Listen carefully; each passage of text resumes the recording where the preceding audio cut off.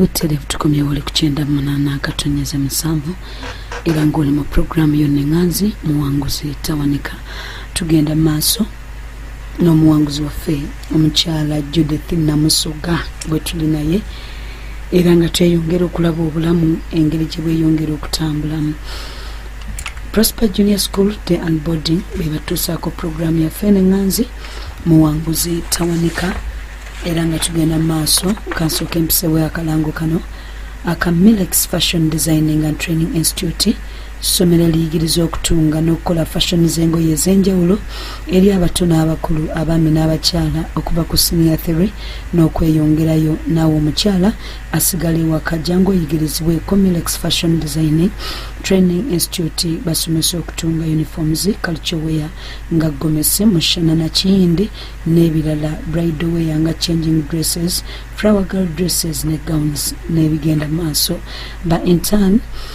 students nabo batendekebwa atengera bawandisa n'abaana b'ebisulo abadde ne boarding basangibwa ku Hoima Road opposite church ya Pastor Bugembe enansana oba okuba ku simu 0754552323 oba 0789880880 ku Milex Fashion Designing and Training Institute. Katugende maaso olw'akaseera kano akalungi. Well, katawo wenayingira kwayanga nekinyambako nnyo ku kyengoye nga bayinza okugamba black ojja kwesiba omusipi gwa red, white, black and white ne uniform ya kwaya. Katawo nembeera nga manyi my Sunday is sorted. Sunday I do not struggle. Nyimba kwaya nyamba ngoye za kwaya. Ate nenga toba kugamba black shoes flat nga towe stressinga nnyo. Kati life yanga at campus ebintu nebisinga nebibeera nga bizibu nnyo ng'okufuna sente eza photocopying okugula handouts nga kizibu ate nga nnyingiddwamu entiisa ya Katonda nga ntandise okwagala nnyo Mukama ate nga nina ekintu kye ngamba I do not want to ashame God. Mukama saagala kuswaza ate saagala onyiige nempersonalizinga Mukama naafuuka mukwano gwange. Ng'omuntu ne bwanyiza nzirayo mu buliri ne ngamba Mukama gundi ne gundi yankoze kino mukole ki mpulira bubi mpulira bwenti naye nyamba olw'obulokolo bwatudde nga sinabwatula naye nga nkyali eri naye nga nnyingiddemu entisa y'okwagala nga nnyumirwa nnyo Mukama nga njagala nnyo Yesu nga buli we mpulira omuntu ayogera ku Yesu nga mpulira bulungi nga mbeera njagala emboozi continuing through and through. Kati ku campus wano gye nakozesanga okufuna money to buy handouts na typing ranga mikwano gyange egimu nga nkugamba ita nkutayipingire no typinga nakuwa sente nawe no typinga mangu ng'okesa laptop ye nogera n'omuprintingira waka we n'omuhandinga in awo nekibanga nange kingondera okufuna gundi money for handouts ate nga n'ekirala kati nembera nga nina okusoma nnyo nga nnyinza okunyumya nabo nembagamba mumpe ku handouts zammwe engena nenzisoma zonna nenzikola summary nga nzibaddiza nga osigula handouts during exams nga tata bwe mukubira essimu nga ngamba ndi eno kati sooke tujjeyo muwogo mu nnimiro tumukaze tumutunde tukusindikire sente nengera ebiseera ebisinga tansindikira nga ngumya bugumya ng'oluusi ayinza okungamba nina omuntu ansindikira sente after 2 days ngenda kuwa nga wayisawo ng'omwezi nga talina kyakuwadde nga nawe omugambe engato ng'agambe z'otalina kale lindako nga takuwa akugumya bandi nga ngumya kati nentandika oku-improvisinga ngetinga handouts z'abaana nenzisummarizinga nange ntere nkole ki nsome ya ne katawo nga nagamba Mukama ne ngamba Mukama for the rest of my life at campus njagala onkolere favor ne mugamba ngenda kuyimba nga kwaya naye time ya exams weri bange ituuse onkwekanga siswala mu baana nti nemereddwa okudda ewaka era ne bali banga basoma ze Mukama nja komawo ewaka katawo nga njagala nnyumiddwa nnyo Mukama natandika okwogera nange the more you personalize God nafuuka your God kubanga kirungi it's good to testify nga you've been a witness when you witness the hand of Jesus in your hand chikubeera kyangu, you speak with confidence. Kati kyenna mugamba Mukama natandika okwogera nange mu birooto, ngera ebirooto sibimanyi, naye ate nga lumu nawulirako omwoyo mutukuvu nga ngamba kyonna kyoliroota obanga tokyagadde kisazeemu kola ng'ekyo. Ngera bwe nfuna ekirooto ekikyamu ngera nzuukuka ngamba ntisazaamu mu linnya lya Yesu, nga basically that. Kati first year we yaggwako okusoma kwange okwa second year ningendako lumu okufellowshipinga. Kati life yange ya campus it reached a point whereby okwegumya nga buli awaba fellowship ngenda, lunch hour ngenda, evening ngenda, evening glory nga buli awali fellowship ngenda, kubanga nalisirira ku ssomero. Ate ng'enjala eyinza okukuluma ne weesiga makeup n'omujjako n'omuzzaako n'okuba ekikalu byonna, enjala erina amaanyi. It can make you do anything. Enjala teyina malala.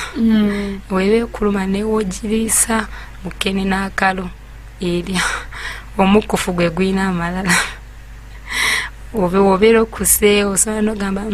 kino sikyagala, kino ngenda kukirya. Kati enjala yanumanga nnyo nga solution y'enjala nagenderanga mu fellowships, lunch hour ng'ogenda. Kati nenfuna opportunity ne bangamba ngenda kukwiranga Eastern Fellowship okubeera praise and worship gundi assistant, twali tulina leader. Naye nga bannange nga nyinza okugenda ne coordinating program ne ngamba abaana prayer request. Nganze prayer request yange yalinga tuition. Musumba nenko wangu okugamba tuition nentuka ekiseera nga nswala. Ngamba Mukama last week nakyogera tuition, the other week tuition, the other week kansoke mpumuleko.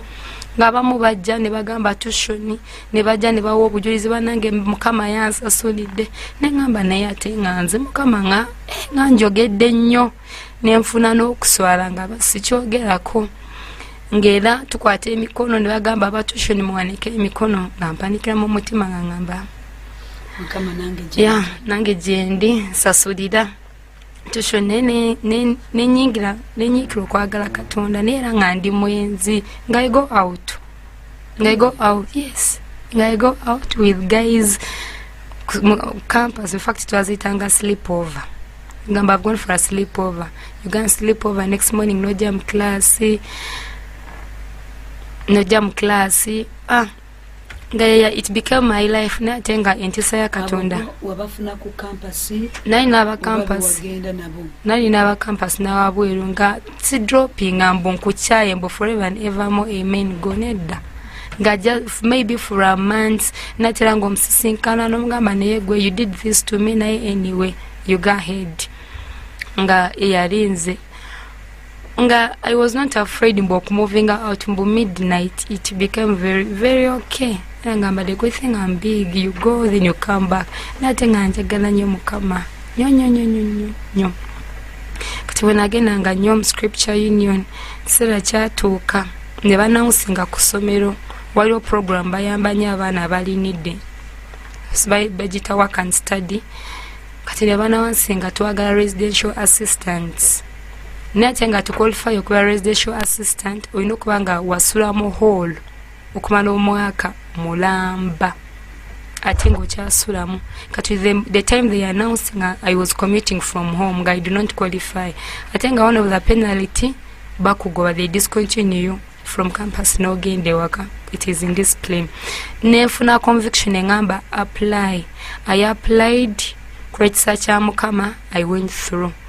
Kati being a residential assistant nembera ne bankiryalinga one whole year nga nsula munda mu holo nga bampa gundi lunch. I sleep in my own room nga they give you airtime but sasulanga 1.2. Kati nga tata mugamba ninayo sente 1.2 yongereza ko tuition tukoleki tusasule.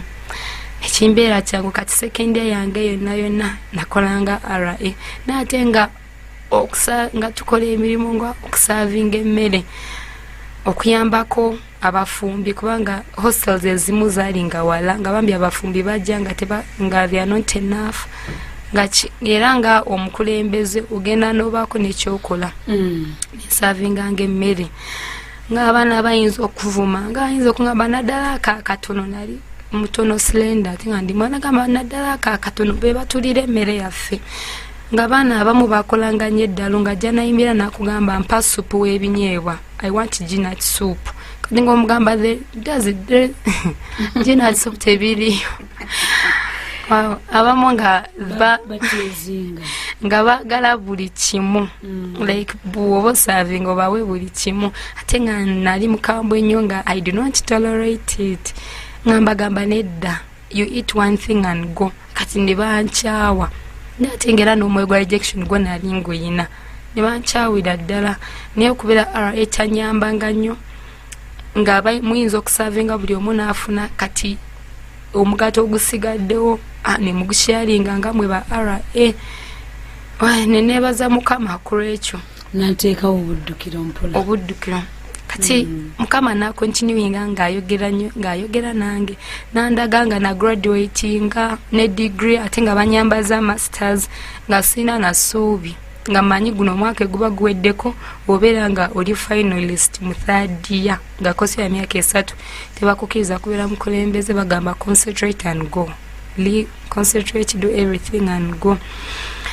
Nenkwiramu your life kati being an RA I engaged so much mu bintu bya Katonda. Morning Glory walinga wabana bali abalokole ngere oba we basene bajja ne bakuzukusa saa 10 zuku kosabe nangenda ngera batugamba ngamu abakulembeze mwino okuberanga mwina fellowships kati netandika nnyo okunyumirwa Katonda ate nga buli kyensa bandaba ngankina naye nga nina obusibe sina pazi engato nga kizibu lumu bambi nempanika ku mukono nga tuli Morning Glory nengamba aboluganda tusabe mukama tata wange ansubiza sente z'engato ate tansubiza nako wadde nengamba ate njagala gulengato zino zenna ziringa tezinyumira era sagamba mbine gwansi zali zina ebituli nina peya yange emu nga wagulu nongi naye ate nga wansi banange otambula okujjamu ekige kyonna nga kiriko enfuufu era mikolo gyange bangambanganya naye gwe wabaki ebige nga bya black nnyo dafite kati nempanika omukono Morning Glory nengamba ndagala sente z'engato basindikire waka omukuba kolemeze nagamba nedda boluganda ffe tuli balukole tulina ebintu ebimu bye tusobola okuyamba baganda baffe buli omujjayo kyoyina banange nempulira nga nswadde nengamba bane mukama nze ara omulamba bansondera batya ate nga nina amalala bansondera batya sente z'engato omwoyo mutukuvu stop it banaye ne bansondera ng'omuntu akusisinkana otambula mu compound nakugamba Jude your things najja n'ebitaano nabikukwasa omu 12,000 byangato ngato basondera 17,000 bwe nagenda okutuuka okugula engato nagula engato ekiro okumu omulum nga tezintuuka ekiro kyali kikolima mwana wange nempulira nga nfa nga tezintuuka ekikolimo kibiba nentambula ekiro muhol ni mukulembeze nengenda mu baana be need the ones I lead okusaba engato nengeri gye nasabamu engato nga it's hard nentuula netunyumyamuko nengamba ne kwakisegezaamuko ku ngato zoba zintuuka nemugamba ate nozinyumiriza nyambala enkya nasigaza engato z'omwana naye ate nga sasa mugamba direct siina ngato nenkwate zange nenzimwa nemugamba bwe ndifuna sente njakuwa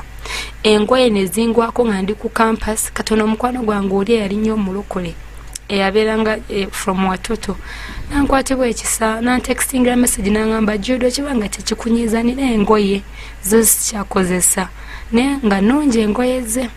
ngeri ebyo ebiro nga nyamba nga nkyayambala empale naye ate ng'engoye nungi nampa nga nungi nga nnyingi naye nga sisobola kuzambala nsomba ono omuwala ntuula naye mu kilaasi emu we are neighbors same seats kibiina kyekimu engoye ezabadde ayambala last semester nga zampadde okwambala ngesisobola ngena mbeeraawo nengamba bannange nga bajja kulowooza buli omu naina ate kusomera abaana boogera nenswala naye neneeyanza ngera nzambala ku weekend nga taliiwo ngira teyambuza kulaki engoye tozambala mpaka ne kati ne ate nga yarenze that reason you've given me but sisobola buli omu yenna alina amaze okuziraba maani n'amalala era ng'abamu bagamba ekirungi kya Judy bambi obugoye bwe butono naye atanyo abeera smart kati nentandika okwesala ku baana nga sikyalina bintu buli kimu ekyange nekifuuka haso nensala ku mikwano nga ndaba omuntu encouraginga mbeeramu naye ate encouraginga nga I live mu campus nalinako mikwano gyange abamu nga bakuula naye nga balabika bulungi nga bambala nga banyirira nga bakuula ngera omuntu agenda ewa boyfriend we ate balinga abasajja bakulu ba sugar daddy na ngolaba owira ba planning you go potuuka eyo bwe munyumya nomala okulya I'm going to call you kugambe nina discussion kati vaayo mangu saba kyosaba mangu ya nga kye bakola bwe bakuula abasajja bate bakuula asooka n'amuteeka mu ssente ali n'amukubira nti lecture etakoze eki etandise oba discussion group kati naavaayo mangu nadduka kati when I realized that I became very comfortable nengamba good I thank you at least sikuula nina nkubadde nga nali mwenze te nga ndi silent baana ebyo byabwereere nga mukwano ye byali byabwereere I was a giver that time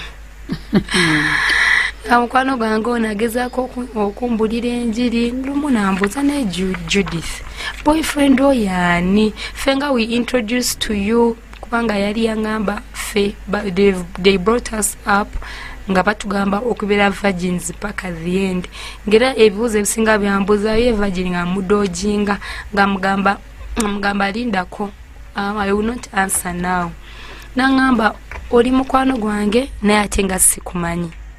I don't know your parents, I don't know where you come from. Si ebikufaako sibimanyi ate nga ye ebisinga yali yabiŋŋamba nga bambi anjagala nnyo nga yaŋŋamba tofaayo mu bulamu toliremererwa nga mulokole nnyo nnyo naye ate nga nze ekyobulokole nedda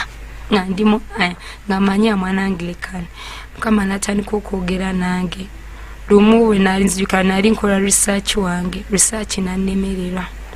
nenga sinaba obujulizi wa research natuka ekiseera nga sina pads ndi waka yo commuting nga sinaba kutandika okubeera resident okusula mu room nenzukuka ekiroza nga saa 9 nenebaza Mukama I made a short prayer nengamba God I want nkwebaza nnyo wantona nga ndi muwala I have to go through this ne munyonyola nga bunyonyola mukwano gwe nengamba Mukama tata wange takyakola ali mu kyalo ne bwe mukubire simutampa sente za padi naye ng'era nyenda ne mugamba Mukama ne boyfriend siyina okimanyi nga mulimba Mukama nengamba ne kazini wange owewaka olusi we musaba sente ampa olusi tampa nengamba Mukama sikyalina padi yonna nina okugenda mu class ku makya the previous days nali nagenda ku campus when I was in peace nengamba mikwano gyange nga ngenda kono ne mugambo manyi banange simanyi kintu seko nga siri mwitegefu osobola kunyambako ne pademu nenfuna bwenze nafunako kati nezigwawo nga sina magezi malala gensobola kusala bwenafukamira nensaba nenzeyo nenebaka gwe gwali mulundi gwangu gusooka miracle to happen to me nazukuka nga buli kimu kyonna it's done nga ninganga omuntu atagendangako in 2 peas nga buli kimu kyonna kiri dry nensanyuka nnyo nengamba Mukama ekitegeeza gwakikoze kiro ne mugamba bagamba nti oli ebinyeebwa biddamu kankugezese nensanyuka nnyo nengenda mu class nensoma then awo nentandika okubuildinga my relationship with God nengera siri mulokole lumu we nali nkola research work research topic ngenneme research muzibu nnyo campus you either do it and pass or you fail not graduating nenzukukeera ekiro nensaba Mukama ne mugamba Mukama research anemye sina kyensobola kukola ne mugamba Mukama gwabajja n'omukola nenzewo nenebaka nefuna ekiroto ng'omuntu aŋŋamba research topic yo bagiyita Daroro Facebook on teenage pregnancy nenzukuka ekiro nenjiwandika mu kitabo newe naddawo okwebaka nendoota nga am handing in research nga mpise nga professor ngamba bannange ng'oli mugezi bino babijjeewa mukama ng'apanga research bagikubeera mu kirooto research topic yannema era ekyo kyewakola ekyo nakola kati bwe nagipresentinga lecturer wange n'aŋŋamba very good ne buli muntu gwe nalagangako n'aŋŋamba very good abamu ne baŋŋamba balimanyi ne bagamba teri yali agikozeeko in Uganda teriyo kati omwoyo omutukuvu nga kati naawe ng'era research topic bagimpadde naye nga simanyi ntandike ntya ne nga ngenda kola internship yange nagikolera sorority cohesion group bwe natuuka bwe nalinya okugenda sorority nga interna etuuse nensisinkana omusajja mu mmotoka nga mulungi ne mutunuulira nenkyuka nga omusajja banaalabika bulungi ne mugamba ngera njagala kumweyogerezaako nga benzo babeera ne mugamba sebo hope me watch over my bag bayinza okugibba era naŋŋamba wadde oyimba yadde nga nyimba yadde nga mukama ayogera mbirooto kati naŋŋamba nedda ngenda gikuuma bwe twatuuka esoroti we exchanged numbers kano n'omusajja naweeta wiiki emu nga tankula nenyeeganyo neŋŋamba oba yatwala namba yange kugiteeka buteresa at least ko omuntu ogambako hayi nga naye omutekisiti nga takuba olunaku lwe yankubira essimu nambuuza hawayo osomerawa ne mugamba ne munyonyola ne research gwenkola nga buli lunaku omusajja akuba nambuuza okoze research otuusewa topic otuusewa oli ku chapter ki naŋŋamba tojja graduatinga nga talina mboozi yonna ajja ŋŋamba nga nze manyi oba agenda kunkubira kunkwana ng'era mufuusinga okuba nga mbaako emboozi gye njogera nga remaininga ku research nga ŋŋamba research naŋŋamba olina email nsindikira research mukole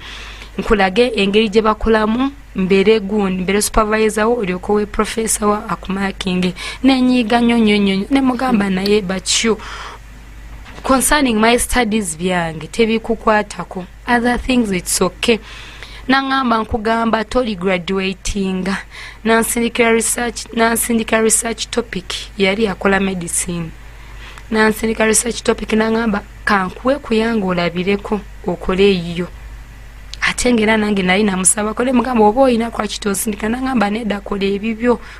in future olituuka ku research nga tolina kyomanyi nabambi nemulemerako nansindika mu kunsindika research topic nga exactly eyange neye nga ninaku editinga just bintu bitono I hand in graduating eye yali the role of media on teenage pregnancy ngeyange eri the role of Facebook on teenage pregnancy ate nga mu media yagenda na breaking down ne Facebook nga nina okulookinga where Facebook is comparing ne yange I go ahead nkole nebaza mukama nensanyuka nnyo musajja we yansindikira email ya research ye nasooka najjako amasimu nga tankubira nenkola research era nenziramu okweralika research nenfuna ekirooto nga waliwo omuntu aŋŋamba gwe kwaya memba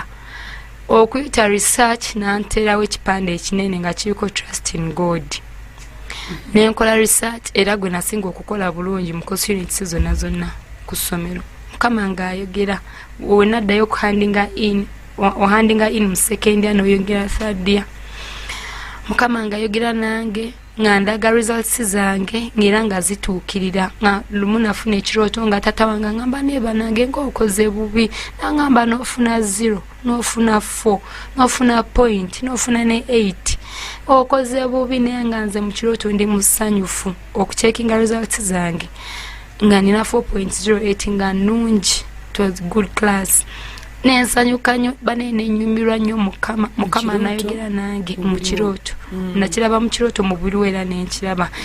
mukama natandika nga nkaba tushoni lumu nendoota Museveni nga azze naŋŋamba naye ggwe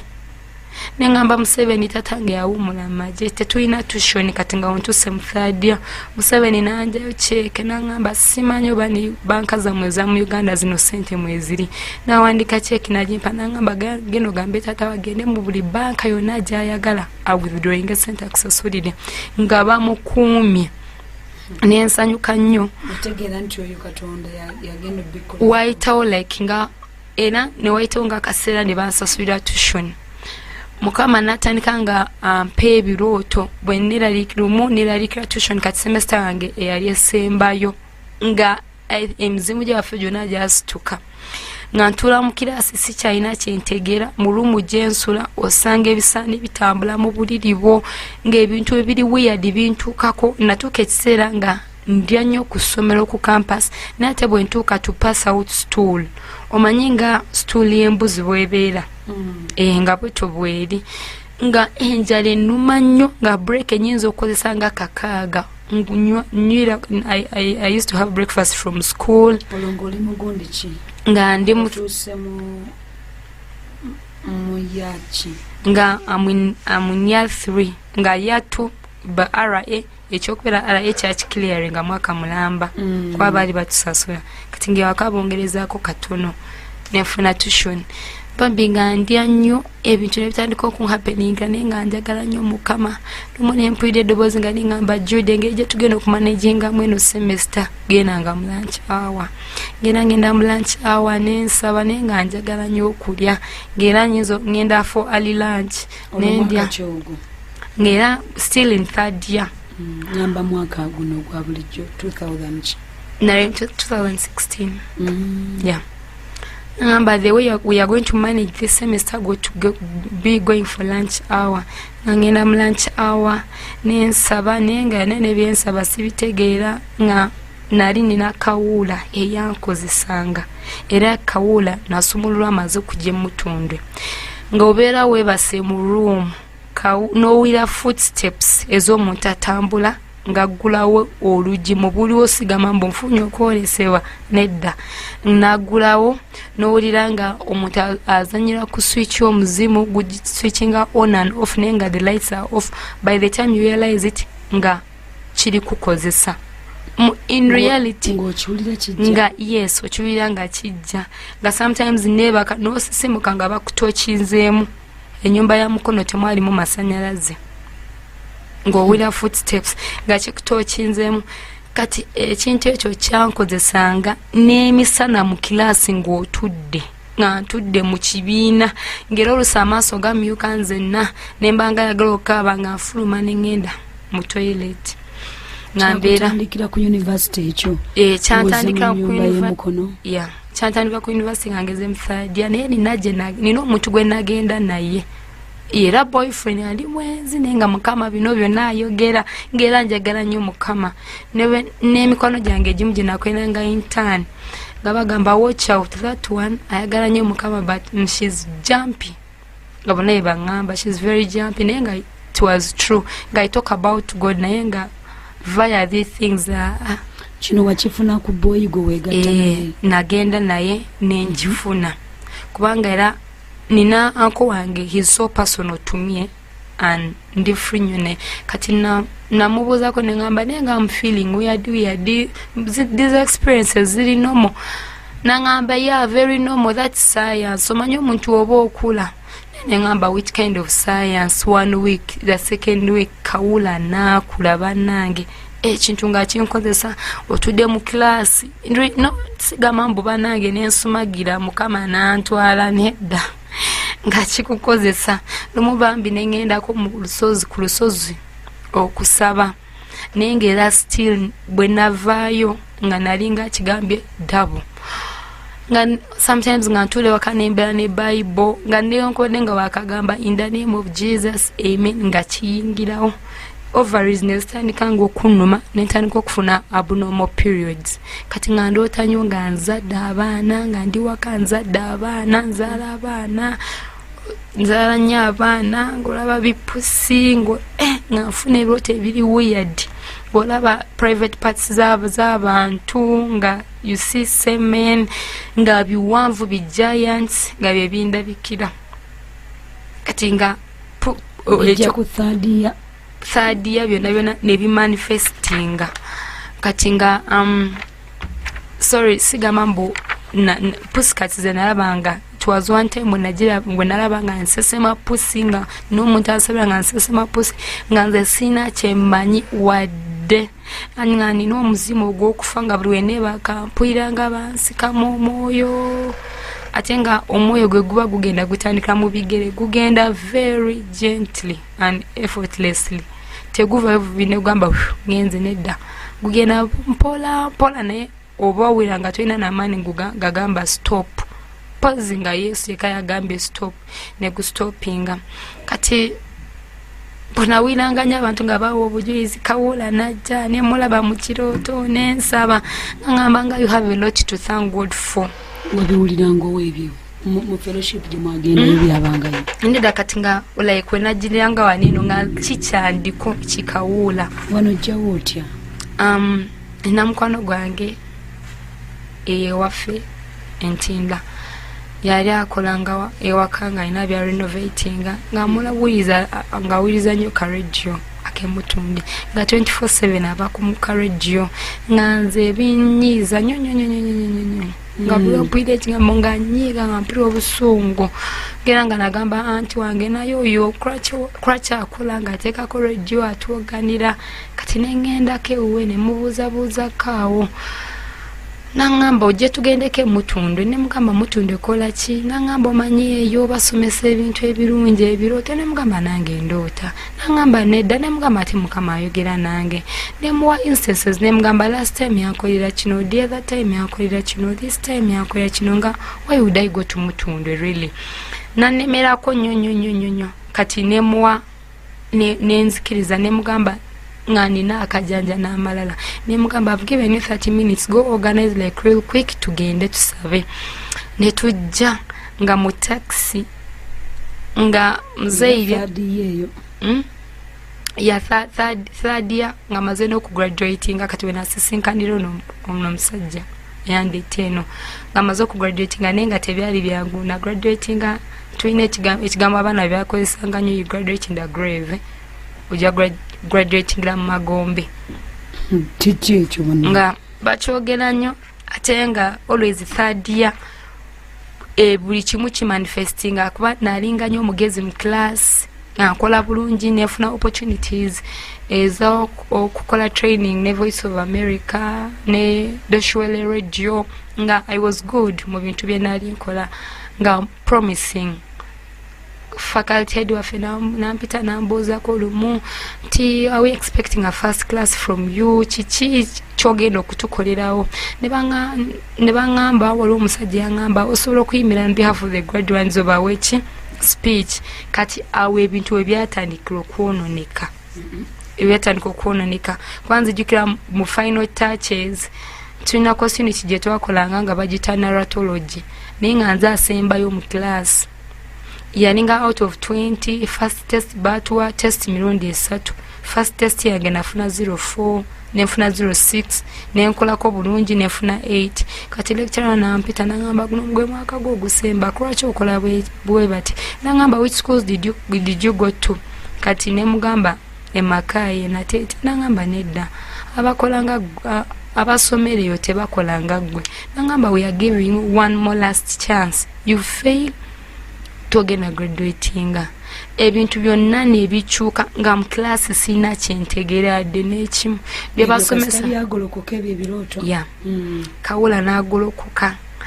ng'ebirooto bye nalota nga sometimes ndoota abayimbi abali obwereere bano abayimbi b'ensi bano ab'omu Uganda nga ndoota bantwala ng'oluusi ndoota nebase naye ng'embuzi enyimiriddeko ng'entunuulidde nga nsisimuka teriiwo naye ate nga mu buliwo kikawula kyonna kiwuliranga nga kitambula naye ate nga njagala nnyo Mukama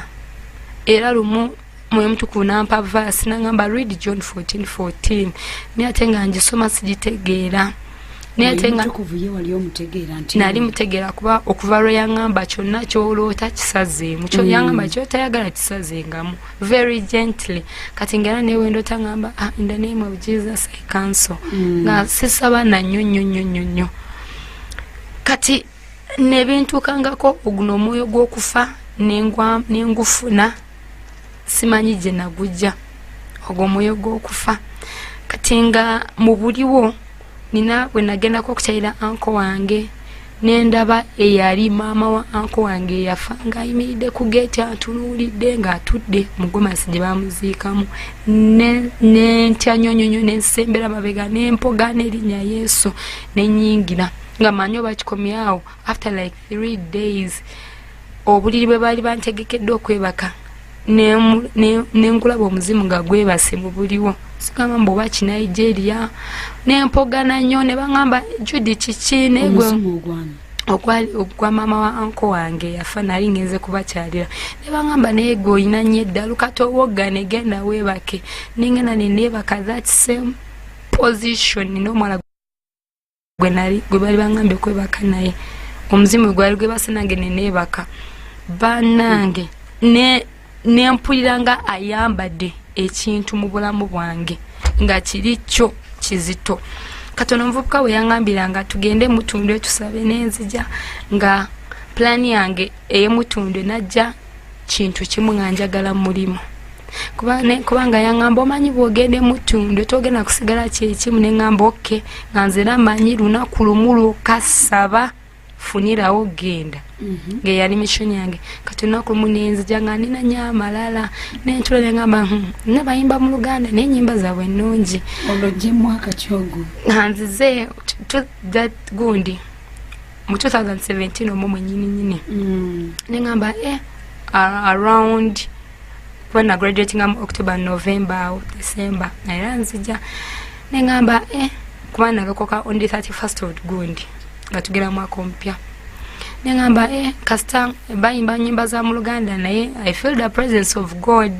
nemugamba naŋŋamba gwe weeyongere ng'oyimba bane nga njagaliza eno naye nga bwe tujja mu taxi saagala kutuula kumpi naye nga ndabirako ddala nswaza bwe tuba tutudde ku tenti za wabweru saagala abeene my neighbor nga njagala these good neighbors bambadde bulungi abenjagala ate nga namuteekako amateeka gamugamba ntwala Mutundwe immediately after prayers onguya chai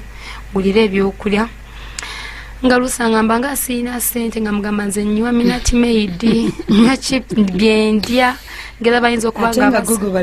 nga bandeese okuwona nga nze simanyira bandeese okukola bamanyira bandeese lunaku lumu lwokaloka encounter with God go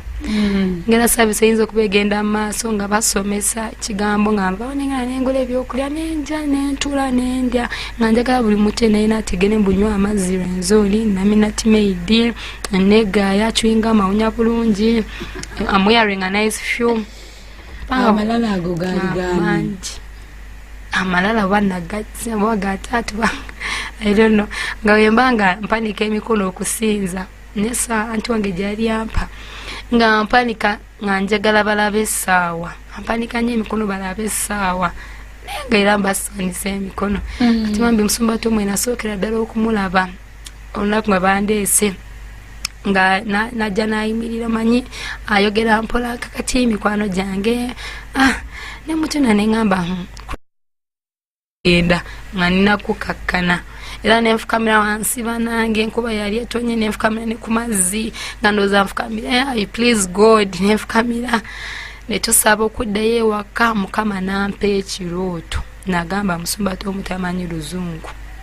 ate nga namala kuyomba ne mugamba nsabye n'okusaba kati nga sifuna mulimu nga ngamba Mukama emisana neneebaka nendoota Musumba Tom nga ntunuulidde ne mweyagalira nga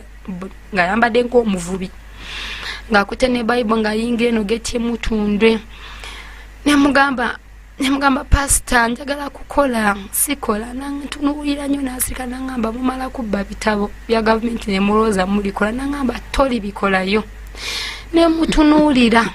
ne mu mutima era nenziramu ne mugamba tomanyi Luzungu naŋŋamba you a thief nendaba ebitabo 2 nate nga mu buliwo nabibba we nali mu senior 6 teacher yampa ekitabo kyo ekya notes nenkitereka neŋŋamba kino kyonja kitwala ne baganda bange bakole ki basome babituka mu senior 6 kyali kya history theory European history nenkikweka nendaba ebitabo 2 nga binene ekya teacher ne tatange ekya SST kyeyangulira Pasato nentunuulira ebitabo kati ono omukyala amusomera Bible n'agamba akugambye genda osome Isaaya 33 n'agamba nvaako sikyalina budde akadde kange kagenze ndekange nembulira enjiri so temunyagibwa naye bwe mulimala okukola mutya namwe mulinyagibwa kandi usome munnange oyo Katonda zikusanze gwanyaga so tonyagibwa era alyaza amaanya so tebakulyaza amaanyanga bw'olireka okunyaga n'olyoka onyagibwa era bw'olimalira ddala okulyaza amaanya ne balyoka bakulyaza amaanya. Olwo akubuulira mu luzungu obeera mu luganda lw'otayagala? Era mu luganda kubanga era n'addamu ne ngamba tamanyi kati bwe yangamba you a thief. Omukyala amusomera Bayibuli n'agamba akugambye ayina engeri asoma akugambye genda osome Isaaya 33 olunya olusooka nenkola amalala era nendwawo immediately ne balusomera very nga balusoma balekana nnyo bwe nalwawo nenfukamira wansi ne mugamba nsabira nansabira nangamba genda okole nayingira church nga kati bwe nafuna ekyo ekirooto nenzuka nengamba Mukama era ng'okwenenya simanyi nengamba God I'm sorry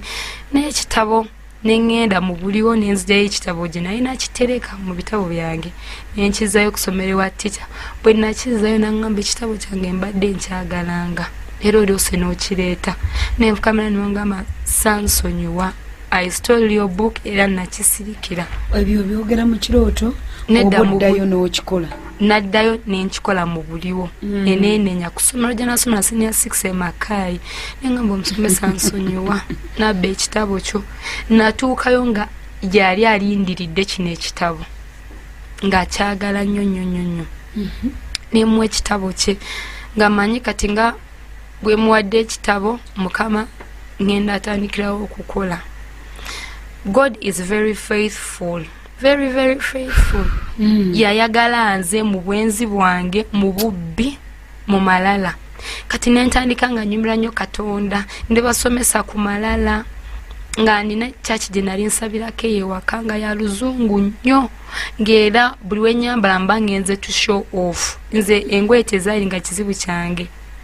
Bwonna bwe natuuka mu senior 6 newankubadde nga kusomera obanga birange engoye nini nzijukira essala gye namakinga mu senior 6 nafukamira nengamba Mukama nyambaza.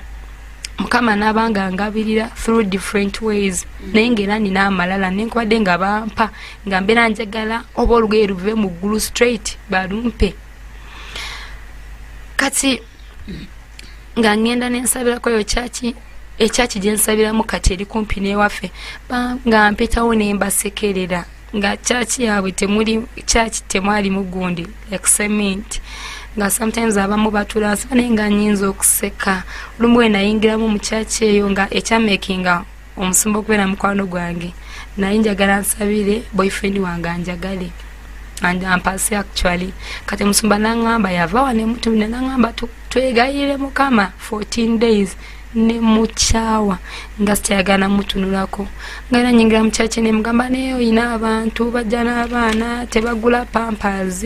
ontula cyano omuntu awunyo omusulo really ng'omwana awogana ngama nedda ngira buli wa amalala goyina nago ga campus nga manji campus nga tuina campuses baina mkinene ekigamba ani akola ekyo who does that oyogera ekigamba nakutanda gamba okay who does that who says that who really ebyo nga byenina waneno ngera bambi ndaba abantu abobujulizi netulira nange nemba pima who says that anayogera ebyo bantu nedda this is wrong antenga twaina mu kinene ekintu it's wrong to say that I don't love God. You're not God. You've judged me. Yagamba you're judging me. Ani nabigira waneno. Kati lumwe ngamba Mukama malala gantami njagala ganve Mukama nkwagala nena amalala. Nali nva wa sister wange Kasubi Kawale eyo. Olyo stage ya taxi ne wayingira omukyala ngeyekise gundi kasooli mu baafu bino kasooli gwe bahipinga nga mungi nnyo nga ina n'ekibbo ky'amenvu nayingira taxi nentula kumpi naye bambi nemugulako nga ndi smart nnyo neera nga amalala mwegali mangi nnyo okutuuka kuna Mirembe Road omukyala nangamba muwala nyambaako nkwakireko ku basket yange y'amenvu nga manyi bikomaawo ati ng'enjira etandise okunyingiramu butuukirivu Musumba twatunda amenvu mu Kampala twatunda Katonda ngola amalala agadiringa nago kubana nga mugamba nze amalala gagenze kena mpa obujulizi namala church nenkirizo gisabira mu nempa obujuizi nengamba abakazi abatayina baana bambala pampa baana bafuka nempa obujuizi nengamba banenze nebaza mukama yancho sanga naini na malala after like a week or two ekyo nekintuuka kuba ne tutunda amenvu n'omukyala yali mukadde nga mukadde nengera omukyale standard y'okutunda kasooli bwedi ngayambadde engatto zesobiddo ng'alina bambi enkyakya nga nfaanana ngera bw'oyimira n'agamba maama wange nga tosobola kudinanga ne tufuluma n'angamba muwala nkwatirako nga manye mukwatirako immediately nslopinga kulinnya taxi genda waka n'angamba nedda nkwatira ku menvu tutambule ne tutambula bogoya bamubise nga biseeka akatimba ka white. It was a test for you. A test n'angamba bana wide rice mukama nkyuse nkwagala abantu bangi ne bajja okugula kasooli omukazi n'andekera kasooli mu basket kati after the new park waliwo ka street akali awo ebizimbe byazimbe kati namuteeka awo nenyimira ku kasooli ng'abantu abawala nga bafaayo bano abambadde empale bananga abeeru nakutunya nakuziimuula ako kasooli wamwe wa sente mmeka siyega nga sisa kwegana kasooli kubanga era omuntu akugamba weekoza bitate nga mujje kyokulya abantu ne bantunuulira nga bambi omukyala talina buveera kati nga tetulina na buveera butunda kasooli empwira nga nfa temwina na buveera netutunda kasooli bambi nga omukyala weyeetala yeesibya akaleesu gano bwayogera nono omwana mulokole mukama mundeetedde webale kunnyamba kati n'ab'emenvu nabo ne bampita muwala aleete n'amenvu abantu ne bagamba gwatunda nga bagambe gago nga nsiika nentunuulira omukyala ye naayogera ne tutunda kasooli natuuke waka nga amalala gonna gampiddemu nga ninga gwe bayiridde amazzi aganyuguga mpaka ne kati nga malala gampeddemu gonna nentuuka nga tinga kyaki eyewaka nze agisiimuula anze asiimuula kanisa. Ako katesti wategeera nti kavudde wa Katonda oba weesanga okayise? Nategeera nti kavudde wa Katonda kuba namugamba mukama jangu tutunde babiri nempwira nga ayogera bwendi ne mukama nti ate gwe tebakulaba balaba nze kale naawe vaayo era benjogera nga ntambula nnyomba ntuuke waka nga ninga gwe bayiridde amazzi aganyogoga nga amalala gonna netandika ng'okusiimula ekkanisa mukyaki nga ne bw'oŋŋamba nkwatira kino omwana akoze kino kyonna nga nkikola mpaka ne kati kyo byonna ne binvaamu nenfunanga ekifaananyi kye bambikulidde it is nothing nendabirako ddala nga all along mbadde ne audience omanyi omuntu w'amalala oba oyina an imagination of an audience buli wotambula kulaba yesibe ekuwaana nice hair nice shoes kati oba oyinayo you're carrying that audience in you kati audience yali munda yange oba nange ng'eyinza okuwaana ogenza okuwa obujulizi kwata bwe bato omuzindalo celebrity oba ogiwulira muli oba owulira ng'abantu tobalaba naye ate nga they speak to you nga wayinza okugamba when you laugh like this you're going to kill it. You're going to kill the show. You're going to have this. When you put on this thing, banango genda kulabika bulungi. Atenga bwenagire mutunde nga basoza obutukuvu kakana amalala nengaza amalala banange. Bwoba otuula bwe bati. Engeri gy'osekamu that audience nempulira nga evuddewo embuzeeko nendabako ddala kati nga ndinze kateri andaba ateri andaba amaani gagenda naye ate era nga mukama process yange y'okusumulula yali long kubanga bwe twagende ewankulukuku nempandika list neŋŋamba mukama I want total deliverance from you kati nabijjukira nkirimu neŋŋamba bannange nawandika list ya total deliverance. God is very faithful ate he keeps his words. Ate nga tatwetaaga okuba nga agenda kusumulula n'otandika okuimagininga oba ngenda kufuna ekirooto nga musumba tomwaze oba kati agenda kubeera pastor Vic agenda okujja oba ono kawula agenda afuukamu enkoko nedda our work is to believe, to acknowledge. Mukama natandika ng'ayogera nange ngambikkulira bintu bingi nnyo nenzija lumwe mutundu okusaba nangamba singa mubadde muze kunoonya nze if you had come to look for me you would have gotten it, but you came for other things. Tewali muntu yayazze okunoonya. That's why you're going to delay. Our God is principled.